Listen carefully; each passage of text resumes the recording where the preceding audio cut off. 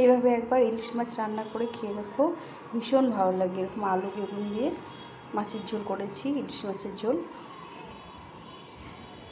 আর কিছুটা কাঁচা লঙ্কা দিয়েছি। তো এভাবে রান্না করে ইলিশ মাছ খেতে ভীষণ ভালো লাগে, সেটাই তোমাদের সঙ্গে আজকে শেয়ার করছি।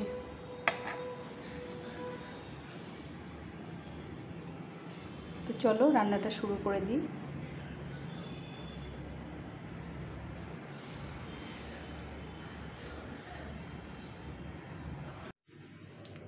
আজকে ইলিশ মাছ নিয়ে এসছে, তো ইলিশ মাছগুলো রান্না করব। এখন এই সময়টা ইলিশ মাছ খেতে ভালো লাগে। আর সেদিন এনেছিল, রান্না করেছিলাম, আজকে ভাপা করেছিলাম, আজকে একটু অন্যরকম করে করব, সেটাই তোমাদের সঙ্গে শেয়ার করছি। প্রথমে একটু নুন হলুদ দিয়ে মাছগুলোকে মেখে নেব, নিয়ে হালকা করে একটু ভেজে নেব। আজকে কাঁচা করব না, সেদিন কাঁচা করেছিলাম, কাঁচা ভাপা করেছিলাম, তো আজকে ভাপা করব না, একটু ভেজে নেব। এখানে কড়াই বসিয়ে দিয়েছি, কড়াইটা ভালো করে গরম করে নিতে হবে, ভালো গরম করে না নিলে লেগে যাবে, যার জন্য কড়াইটা বসিয়ে দিয়েছি। তো বন্ধুরা, তোমরা কারা কারা ইলিশ মাছ খেয়েছো আর কারা খাওনি অবশ্যই কমেন্ট করে জানিও, আর কারা ভালোবাসে ইলিশ মাছ। আমি তো ভীষণ ভালোবাসি, আমার এক পিস ইলিশ মাছ হলে আমার ভাত খাওয়া হবে, এরকম আর কি ব্যাপার। তো আজকে রান্না করব, তো তোমাদের সঙ্গে সেটাই শেয়ার করছি। আজকে একটু আলাদা করে রান্না করব। মাছটাকে প্রথমে ভেজে নিই, তোমরা সঙ্গে থাকো, ভিডিওটা সম্পূর্ণ দেখার চেষ্টা করো। যদি ভালো লেগে থাকে লাইক কমেন্ট শেয়ার করে পাশে থেকো, অবশ্যই বন্ধুদের সঙ্গে শেয়ার করো, আর নতুন বন্ধুরা চ্যানেলটিকে সাবস্ক্রাইব করে পাশে থেকো। তোমরা এইভাবে আমার রেসিপিগুলো বা ভিডিওগুলো দেখলে একটু মনে উৎসাহ পাই, আরও কিছু করার চিন্তাভাবনা করা যায়। আর না দেখলে পরে তখন মনটা খুব খারাপ হয়ে যায়। তো বন্ধুরা, তোমরা অবশ্যই একটু কষ্ট করে হলেও একটু ভিডিওগুলো দেখার চেষ্টা করো, সম্পূর্ণ ভিডিওটা দেখার চেষ্টা করো।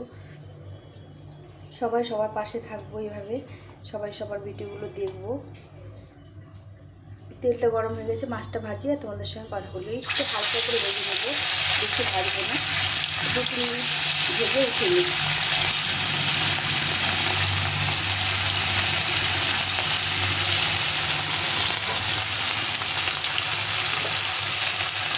একটু আস্তে কমিয়ে দিতে হবে, দিয়ে মাছটা একটু ভেজে উঠে নেব, শুধু উলট পালট করে উঠে নেব।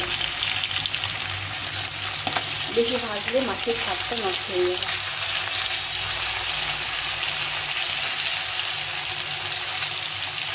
এভাবে একটু নেড়ে চেড়ে উঠে নেব।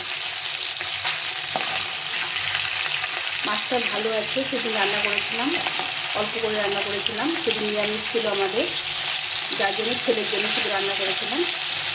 বাকি মাছটা আজকে রান্না করে নেব। মাছটা এখন উঠিয়ে নেবো, এটা হয়ে গেছে। একটু বললাম না, একটু নেড়ে চেড়ে উঠিয়ে নেব, বেশি ভাজবো না। ইলিশ মাছ বেশি ভাজলে মাছের স্বাদটা নষ্ট হয়ে যায়।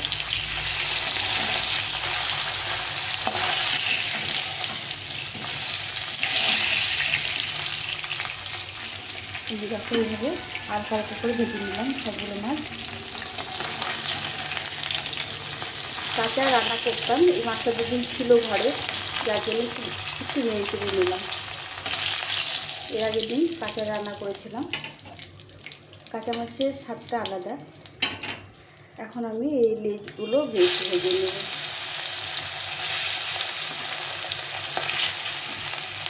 লেজগুলো একটু ফাটিয়ে নিয়েছি, এই মাঝখানে একটু করে ফাটিয়ে নিয়েছি, তাহলে এটা ভালো ভাজা হবে। মাছগুলো ভেজে নিই।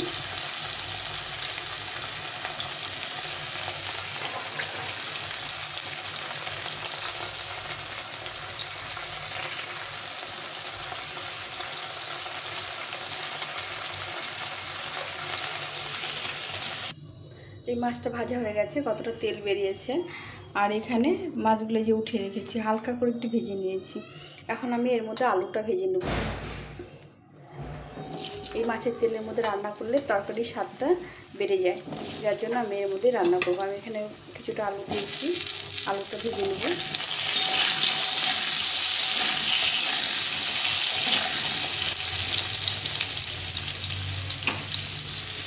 এখানে বেগুন নিয়েছি, কচি কচি বেগুন। এই আলু আর বেগুন দিয়ে রান্না করবো। আলুটা ভেজে নিয়ে তারপর বেগুনটা ভেজে নেব।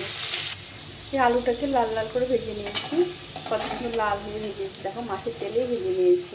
তো আলুটাকে এখন উঠে নিব, নিয়ে এর মধ্যে বেগুনটা ভেজে নেব। আর এদিকে মশলাটা হয়নি, এখানে মশলাটা কী করব সেটা তোমাদের সঙ্গে শেয়ার করছি। তো বন্ধুরা আমার সঙ্গে থেকে, সবার সঙ্গে থেকেও, পাশে থেকে আমার রান্নাগুলো দেখবে আর উৎসাহ যা দেবে। আর কিছু ভুল ত্রুটি হলে সেটাও বলবে, আমার কোনো অসুবিধা নেই। যা ভুল হবে সেটাই তোমরা বলবে যে দিদিভাই এটা ভুল হয়েছে, এটা ভুল হয়েছে। আমি আলুগুলো উঠিয়ে নিই। এখন আরেকটু তেল দিয়ে দেবো, দিয়ে এটা বেগুনটা ভেজে নেব। বেগুনটা একটু নুন দিয়ে মেখে রেখেছিলাম, ভাজাটা খুব তাড়াতাড়ি হবে। এর মধ্যে আমি বেগুনটাকে ভেজে নেব।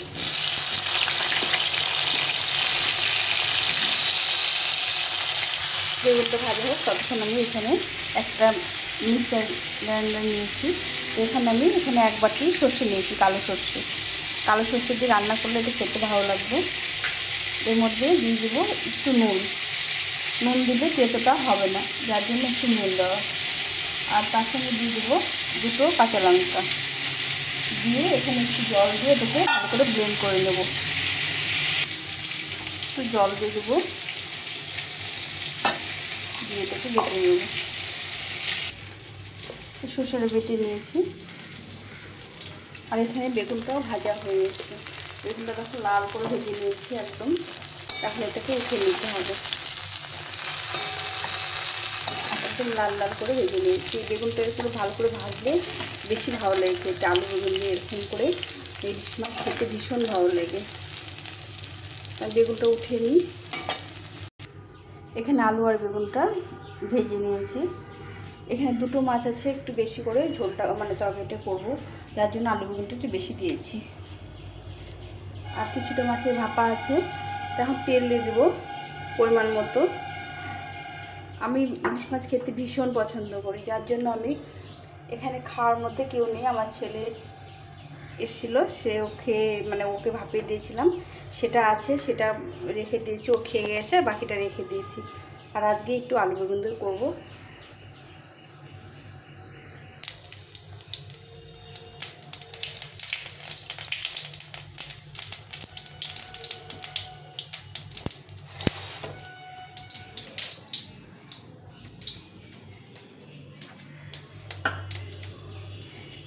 এখানে আদা জিরে লঙ্কা বেটে রেখেছিলাম, তো এটা দিয়ে দেবো।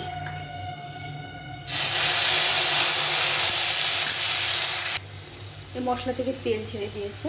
এখন এখানে স্বাদ মতো লবণ বেগুনে আলুতে দিয়েছি, ওই জন্য একটু কম দিলাম লবণ।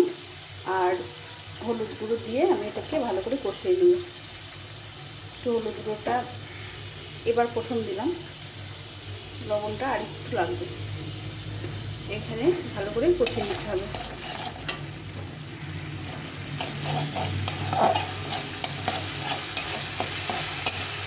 তেলটা ছেড়ে দিয়েছি।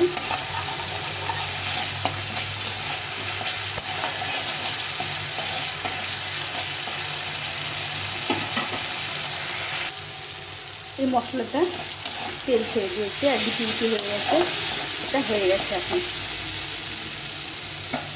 এখন আমি এখানে সর্ষেটা গুলে নিয়েছি, জলে গুলে নিয়েছি, শুধু সর্ষে বাটা আছে এখানে, পোস্ত নেই। এটাকে আমি উপর থেকে জলটা দিয়ে দিই।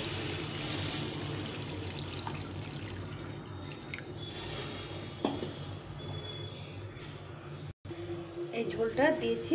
এখন আমি এর মধ্যে এই আলুগুলো ভেজে রেখেছিলাম, আলুগুলো দিয়ে দেবো। এখন আলুগুলো ঝোলের মধ্যে দিয়ে দেবো। আলুগুলো একটু সেদ্ধ হবে, আর বেগুনগুলো একদম শেষে দেবো। আলুগুলোকে একটু সেদ্ধ করে নিই। এইভাবে ঝোল, যে কোনো মাছের ঝোল এরকম করে খেতেও খুব ভীষণ ভালো লাগে। তোমরা এরকম করে সর্ষে বাটা দিয়ে বানিয়ে খেয়েও ভীষণ ভালো লাগে। এটাকে ভালো করে সেদ্ধ করে নিতে হবে। আলুগুলো একটু শক্ত, ভাজার পরেও একটু শক্ত থাকে, ওই জন্য আলুগুলোকে আগে দিয়ে দিলাম। একটু সেদ্ধ হয়ে এলে তারপরে বেগুনটা দিয়ে মাছটা দিয়ে দেবো।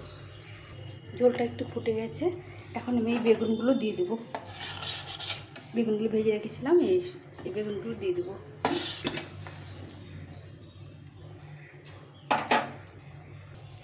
আলু আর বেগুনটা ফুটে গেছে। এখন এই মাছগুলো ভেজে রেখেছিলাম, মাছগুলো ছেড়ে দেবো।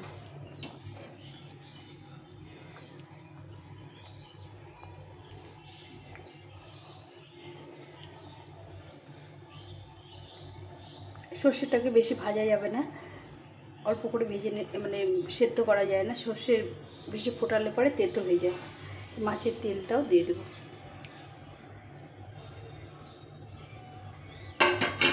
দিয়ে এটাকে একটু ফুটিয়ে নেব।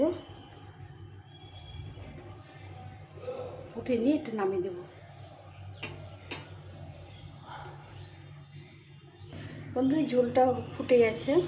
এখন আমি উপরতে বেশ কিছুটা কাঁচা লঙ্কা দিয়ে দেবো। আমি একটু লঙ্কাটা কম দিয়েছি, ঝালটা কম দিয়েছি ওই কাঁচা লঙ্কা দেবো বলে, যার জন্য একটু লঙ্কাটা বেশি করে দিলাম। এই লঙ্কাটা খুব একটা সেদ্ধ হবে না, এভাবে করে একটু ঢাকা চাপা দিয়ে নামিয়ে দেবো। তো কেমন লাগলো বন্ধুরা আমার বেগুন আর আলু দিয়ে ইলিশ মাছের সর্ষে বাটা? এভাবে রান্না করো, ভীষণ ভালো লাগে খেতে। তোমরা রান্না করে খেয়ে তারপরে কমেন্ট করে জানিও যে কেমন লাগলো। এভাবে ভীষণ ভালো লাগে, ভীষণ। তো আমি আজকে রান্না করলাম। তোমাদের যদি একটু ভালো লেগে থাকে তাহলে লাইক কমেন্ট শেয়ার করো, আর নতুন বন্ধুরা চ্যানেলটিকে সাবস্ক্রাইব করে পাশে থেকো। তো আমার এই হয়ে গেছে মাছের ঝোল, এখন নামিয়ে দেবো। এর মধ্যে একটু কাঁচা সর্ষের তেল দিয়ে নামিয়ে দেবো। কাঁচা সর্ষের তেল না দিলে ইলিশ মাছে অসম্পূর্ণ থাকে। তো আমি তেল অনেকটা দিয়েছি, যার জন্য কম দিলাম। এই আমার হয়ে গেছে ইলিশ মাছের বেগুন আলু দিয়ে সর্ষে বাটা। তো তোমাদের যদি ভালো লেগে থাকে অবশ্যই লাইক কমেন্ট শেয়ার করো, আর নতুন বন্ধু হয়ে পাশে থেকো।